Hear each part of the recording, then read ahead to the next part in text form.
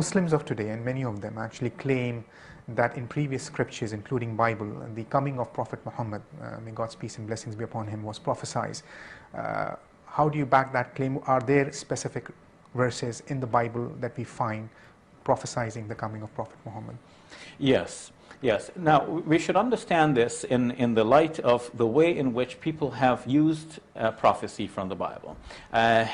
Many have said that Jesus is prophesied in the Old Testament. So we say, okay, where is his name mentioned? So, and then we find that his name is not actually mentioned. Some general sorts of descriptions are given about some future figure, and then one says, oh, but Jesus fits that description, so he must be the one.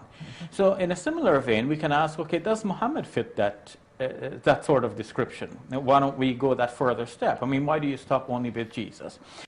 Okay, there we go. Brother David, why do we stop? Think about what Shabir just said, right? Because his Quran says very clearly that we find Muhammad mentioned. Yes. Shabir wants to seem to water this down a notch and say, well, we need to think about what Christians do with their text. What they find is various, sort of vague things about someone else who's to come. And Christians say, well, that's Jesus. Yeah. Well, and so why can't we do the same thing with Muhammad? Sure. Seems sensible and logical. Now, but by the way, as kind of a side note here, is that what we have in the Old Testament? When it's some sort of vague mentions of someone who's to come? No. Is that what we have? No. Because, we're told, are we not, that the Messiah is going to come from Bethlehem, right? Yes. So it's giving us a location.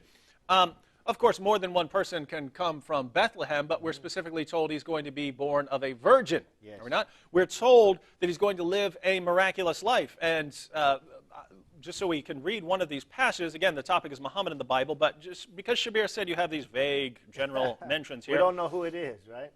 Let me quote a couple of verses from Isaiah 53. Let's see what kind of vague references to some random person who's going to come down the road. Yeah. Surah 53, verse 3. I'll start. He was despised and forsaken of men, a man of sorrows and acquainted with grief, and like one from whom men hide their face. He was despised, and we did not esteem him. Surely our griefs he himself bore, and our sorrows he carried. Yet we ourselves esteemed him stricken, smitten of God, and afflicted. But he was pierced through for our transgressions. He was crushed for our iniquities. The chastening for our well-being fell upon him, and by his scourging we are healed. All of us, like sheep, have gone astray. Each of us has turned to his own way. But the Lord has caused the iniquity of us all to fall on him. Now, I would invite everyone to continue reading the passage. We're not going to spend too much time on this, but think about this. Someone who's pierced for our transgression. So what sorts of things are we told in the Old Testament? Told where he's going to be born, told he's going to be very unique in that he's born of a virgin, that he's going to be pierced for the transgressions of the world. And then Jesus comes along and says that he's come to give his life as a ransom for many. John the Baptist says, behold the Lamb of God who takes away the sins of the world. And Shabir said, yeah, it's just a bunch of, some general reference about someone who's come. Really? Because that sounds awfully split. Born of a virgin? How many people does that fit? And in 7:14, Isaiah, there will be one born of a virgin whose name shall be called Emmanuel, meaning God with us. Are we applying that, Shabir, to Muhammad? Do we call Muhammad God with us? And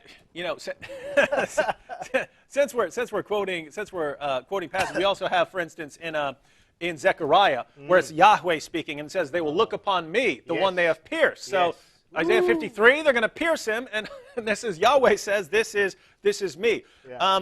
But also, just in Isaiah chapter 9 here, beginning at verse 6, Isaiah 9, 6.